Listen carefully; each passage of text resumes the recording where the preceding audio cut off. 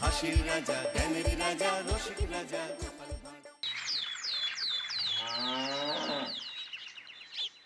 এই যে তোমাকে বাজার থেকে যা যা আনতে বলেছি সব মনে আছে তো? মনে থাকবে কি থাকবে না জানি না, তাই আমি কাগজে একটা ফর্দ বানিয়ে নিয়েছি। গোপাল দাদা, পুটির মায়ের দাঁতের যন্ত্রণাটা আরো বেড়েছে। কাল সারা রাত যন্ত্রণায় ছটফট করেছে। আমাদের বৈদ্যমশাই দাঁতের শল্য চিকিৎসা শিখতেই বাইরে গেছেন, আজকের মধ্যেই আশা করি চলে আসবেন। কিন্তু ও যে আর পারছে না। শোনো, তুমি একটা তুলোর মধ্যে লবঙ্গ তেল দিয়ে পুটির মায়ের যে দাঁতে ব্যথা হচ্ছে তার গোড়ায় রাখো। বৈদ্যমশাই এলে আমি তোমাদের বাড়িতে যেতে বলছি। আচ্ছা গোপাল দাদা। যাই, বাজার থেকে চটপট ঘুরে আসি, এরপর আবার রাজসভায় যেতে হবে।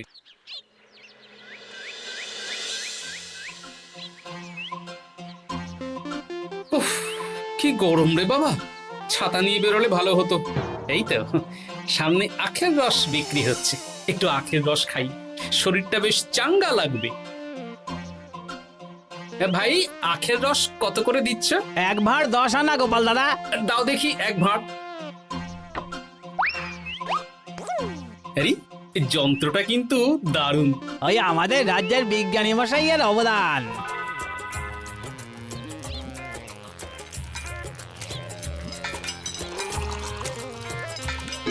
এই নাও গোপাল দাদা।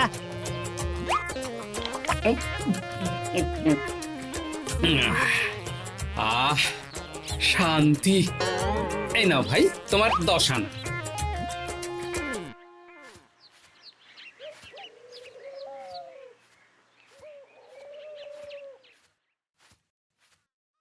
কি রাজবৈদ্য, এই ফিরছ নাকি? হ্যাঁ, এতদিন আমি দাঁতের চিকিৎসার ব্যাপারে তেমন কিছুই জানতাম না। এবার সব শিখে এসেছি। ভালোই করেছো, তুমি একেবারে প্রথম রোগীকে দেখে তারপর রাজসভায় এসো। প্রথম রোগী? পুটির মা গো, কালকে সারা রাত যন্ত্রণায় ঘুমোতে পারেনি। আরে আর বলো না, কদিন আগেই পুঁটির মাকে নিয়ে পুঁটির বাবা আমাদের বাড়িতে এসেছিল। দেখলাম ওই বাড়ির দাঁতে বিস্তর সমস্যা। সেই জন্যে দাঁতের শল্য চিকিৎসা শিখতে চলে গেলে? ঠিক তাই, আমি ব্যথা কমার পথ্য দিয়ে এসেছিলাম। দেখি এবার দাঁতটা তুলেই দিতে হবে। তাহলে তুমিও পুটিদের বাড়িতে যাও, আমি বাড়িতে থলে রেখে আসছি। আজ না হয় দুজনে একটু দেরি করেই রাজসভায় যাব। বেশ বেশ।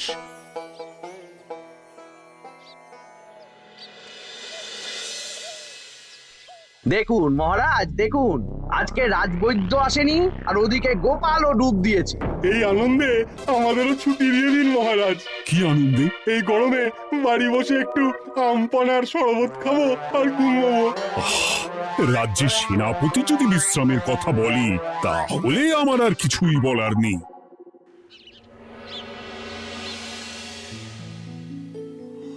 এই তো দাঁতটা পুরো পোকায় খেয়ে নিয়েছিল।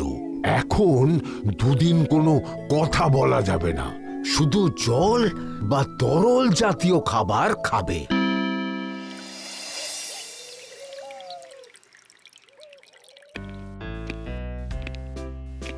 ওই তো গোপাল আর রাজবৈদ্য দুজনে একসাথে রাজসভায় ঢুকছে। রাজবৈদ্য মশাই ওনার জীবনের প্রথম শল্য চিকিৎসা করছিলেন, তাই আমিও দেখছিলাম। তা কি রাজবৈদ্য, সফল হয়েছ? হ্যাঁ মহারাজ, পুঁটির মায়ের একটা মাড়ির দাঁত পোকায় খেয়ে নিয়েছিল, সেটাই তুলে দিলাম। ভালোই হলো, আমাদের রাজ্যে কোনো দাঁত তোলার বৈদ্য বা চিকিৎসক ছিল না। এখন তুমি সাধারণ রোগ ব্যাধি নিরাময়ের সাথে সাথে দাঁতের চিকিৎসাও করবে। কিন্তু মহারাজ, একটা যে সমস্যা আছে। আবার কি সমস্যা? আমি যে দাঁতের শল্য চিকিৎসা করি এটা তো আর রাজ্যবাসী জানে না, তাই কতজন আর আমার কাছে আসবে সে নিয়ে আমার সন্দেহ আছে। মানে তুমি চাইছো যাতে তোমার কাছে বেশ কিছু রোগী তাড়াতাড়ি আসুক, যাতে তুমি অনুশীলনও করতে পারো, তাই তো? একদম ঠিক ধরেছেন মহারাজ, কাজ না করলে হাত পাকাবো কি করে? তাহলে ঢেড়া পিটিয়ে বলে দিলেই তো হয়। এতে তেমন ভালো কাজ হবে বলে মনে হয় না। তা তুমি কি বলতে চাইছো গোপাল? প্রচার হবে, কিন্তু একটু অন্যভাবে। কিভাবে?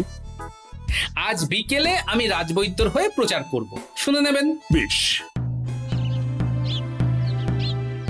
শুনুন শুনুন শুনুন, আমাদের কৃষ্ণনগরের রাজবৈদ্য এখন দাঁতের শল্য চিকিৎসাও করছেন। যারা যারা আমাদের রাজবৈদ্যের কাছে দাঁত তোলাবেন, তাদের দাঁত তোলার পরে দুদিন কোনো শত্রু থাকবে না। চিকিৎসার সময় সকাল 7টা থেকে সকাল 10টা পর্যন্ত।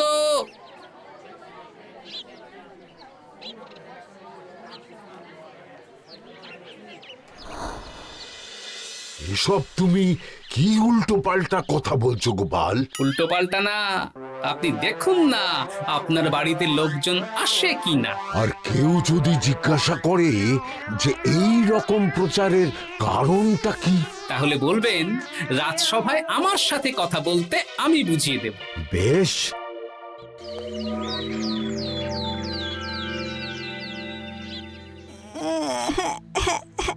তোকে বারবার বলি এত মিষ্টি গুড় কাঠি খাস না। কি করব বাবা, কি ব্যথা!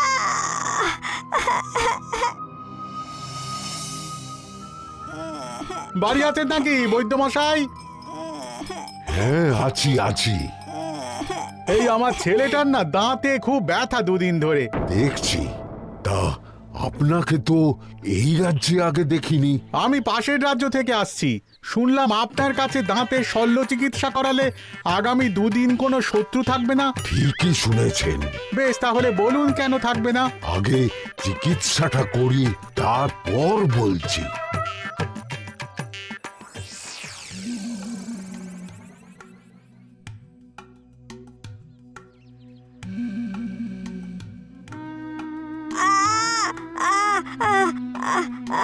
আর চিন্তা নেই, এখন দুদিন কোনো কথা বলা যাবে না। এবার তো বলুন আমার ছেলের আগামী দুদিন কোনো শত্রু থাকবে না কেন? আজকে রাজসভায় চলে আসুন, ওখানে গোপাল এই প্রশ্নের উত্তরটা দিয়ে দেবেন। তা বৈদ্য, তোমার কাছে আজকে কেউ এসেছে? সকাল সকাল দাঁত তুলে এলাম মহারাজ। বাবা, একদিনের প্রচারই এই ব্যাপার? মহারাজ, মহারাজ, বাইরে কয়েকজন অপেক্ষা করছে, তারা গোপাল দাদার থেকে কিছু জানতে চায়। তাদের ভিতরে আসতে বলো।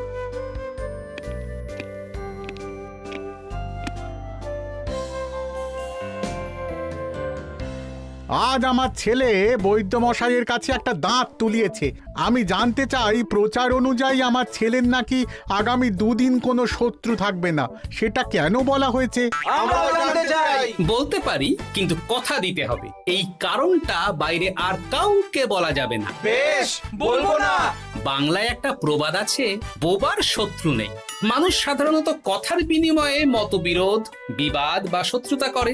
যে ব্যক্তি কথা বলতে পারে না, তাই তার সঙ্গে কথা বলে মতবিরোধ হওয়ার কোনো সুযোগই নেই। মানে যার যার দাঁত তোলা হবে, তারা তো আগামী দুদিন কথা বলতে পারবে না। আর কথা না বললে কোনো বিবাদ হওয়ার ব্যাপার নেই। আর বিবাদ না হলে কারো সাথে শত্রুতাও হবে না। কি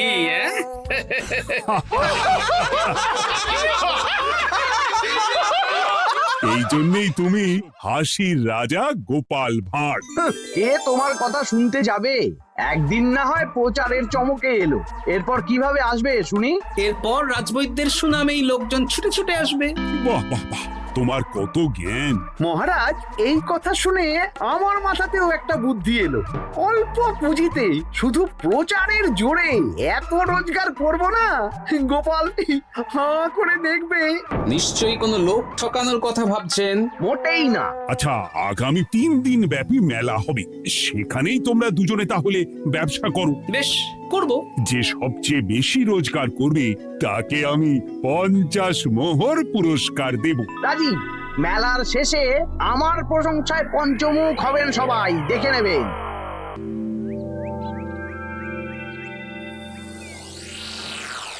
খুব তো বড় মুখ করে বলে এলেন যে ব্যবসা করবেন মেলার মাঠে। তা আপনি কি ব্যবসা করবেন শুনি? ভাগ্য পরীক্ষার দোকান দেব। মানে? মানে আমি বিভিন্ন মেলায় দেখেছি যে একটা দোকানে নিচের দিকে হেলানো অবস্থায় একটা পাতলা কাঠের পাটাতন থাকে। সেই পাটাতনের উপরে 1 থেকে 6 অবধি সংখ্যা লেখা থাকে, তাই তো? হ্যাঁ, যারা মেলায় ভাগ্য পরীক্ষা করতে আসবে তাদের ফাঁপা লোহার 6টা বল দেয়া হবে। যদি ওই 6টা বলই 6 নম্বর লেখা খোপের মধ্যে ঢোকাতে পারে তাহলে প্রথম পুরস্কার পাবে। আমিও ওটারই দোকান দেব, কিন্তু শুধুমাত্র একটাই পুরস্কার থাকবে। 6টা বল 6 নম্বর খোপের মধ্যে ফেলে কেউ যদি 36 করতে পারে তাহলে সে পাবে 100 মোহর উপহার। আরে খেলার জন্য কত মোহর লাগবে? 1 মোহর। আপনি কিন্তু জেনে বুঝে বিপদ ডেকে আনছেন। একজন কেউ ফেলে দিলেই আপনার হাত থেকে 100 মোহর ফসকে যাবে। আরে মেলার ভিড়ে যদি আপনি পুরস্কার না দেন তাহলে জনতার একটা মারও ফসকাবে না। আরে সেই জন্যই তো তোদের পোষা।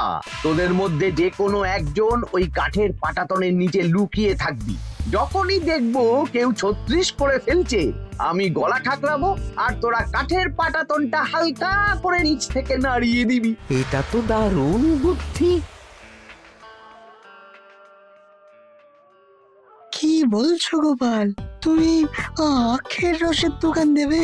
হ্যাঁ, এই গরমে আখের রসের বেশ চাহিদা। তোমার বানানো ওই যন্ত্রের চাকা ঘোরাবো আর আমার ভাগ্যের চাকা ঘুরবে। সে ঠিক আছে, আমার কয়েকটা যন্ত্র বানানোই আছে। তুমি না হয় মেলায় ব্যবহার করো 3 দিন। ব্যাস, আর চিন্তা নেই।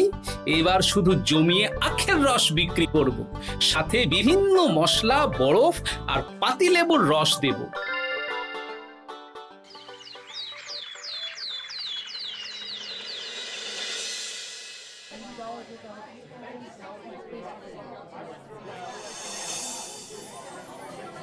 এই দোকানের পানীয় খেয়ে মন হবে বশ।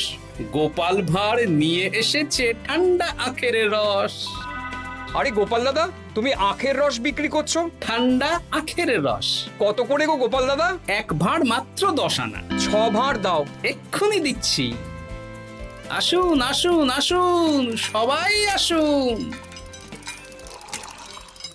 আসুন আসুন আসুন, এদিকে আসুন, এদিকে আসুন, ভাগ্য পরীক্ষা করুন। 1 মোহরে 100 মোহর।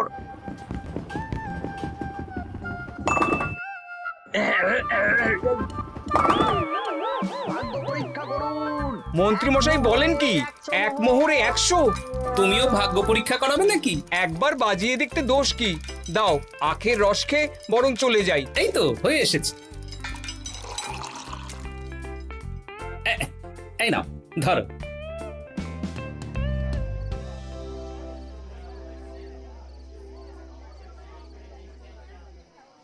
কি মন্ত্রী, ব্যবসা কেমন চলছে? ভালোই। আপনি একবার ভাগ্য পরীক্ষা করে দেখবেন নাকি মহারাজ? না না না, আমি এসবে নেই। জানি আপনার কাছে 100 মোহর নস্যি, তবুও 1 মোহরের বিনিময়ে চেষ্টা করে দেখুন না। আচ্ছা, এত করে বলছো যখন, দেখি। 1 মোহরে 6টা বল। বাবা বাবা বাবা, দেখুন মহারাজ চেষ্টা করে।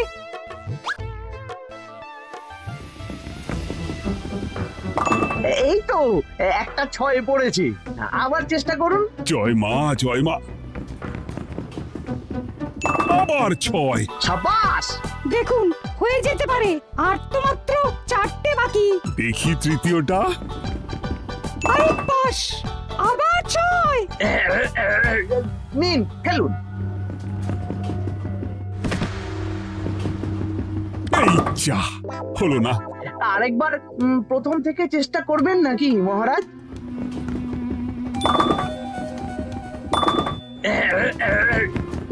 না, এবারেও হলো না। 2 মোহর জলে। অন্য সব জায়গায় বাকি সংখ্যাতেও পুরস্কার থাকে, আপনার এখানে নেই কেন? আমার এখানে ধামাকা পুরস্কার, তাই বাকি আর কিছু রাখিনি। 36 করতে পারলেই 100 মোহর। এই নাও মন্ত্রী, 2 মোহর।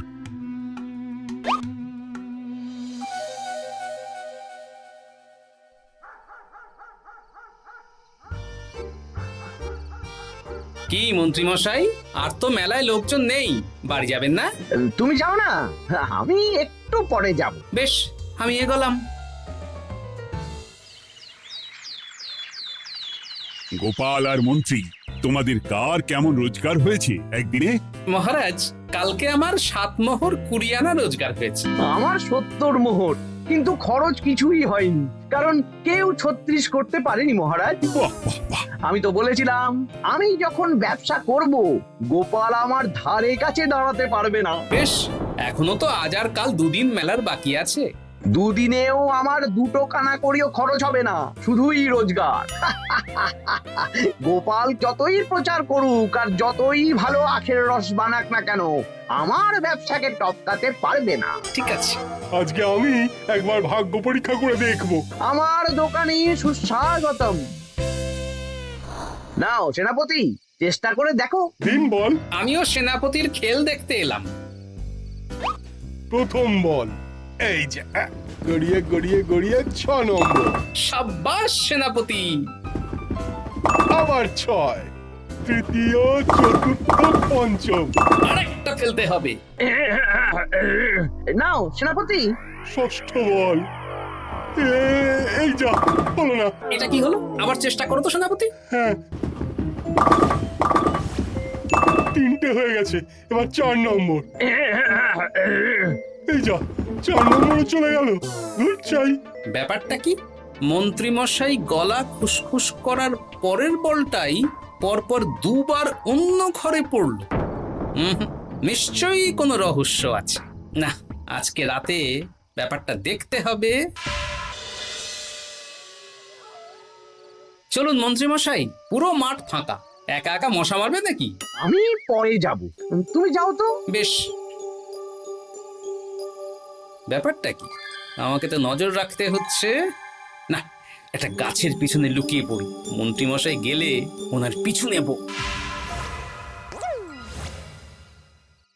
দেখুন মন্ত্রীমশাই, পরপর 2 দিন আমি পাটাতনের নিচে ছিলাম। আগামীকাল ঘটাকে থাকতে বলুন। বেশ, তাই হবে। আর অত জোরে গলা খাঁকড়াবেন না, কেউ যদি সন্দেহ করে ব্যাপারটা বুঝে যায় মুশকিল হয়ে যাবে। আরে কেউ বুঝবে না, অনেক রাত হলো, চল চল চল চল চল। আচ্ছা, এই ব্যাপার। তাই ভাবি 2 দিন ধরে একটাও কেউ পারলো না কেন?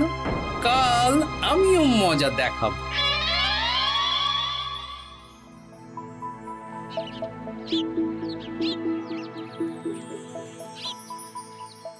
বাবা চলে এসেছেন দেখছি।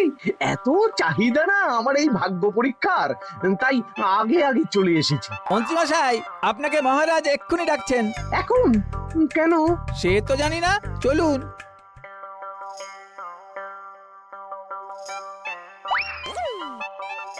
এই বেটা ঘটা, এবার বেরো। এ কি গোপাল দাদা, তুমি? হ্যাঁ আমি। খুব চালাক ভেবেছিস না? মন্ত্রী মশাইয়ের খেলা আজকে শেষ। প্রহরী, একে ধরে নিয়ে যাও।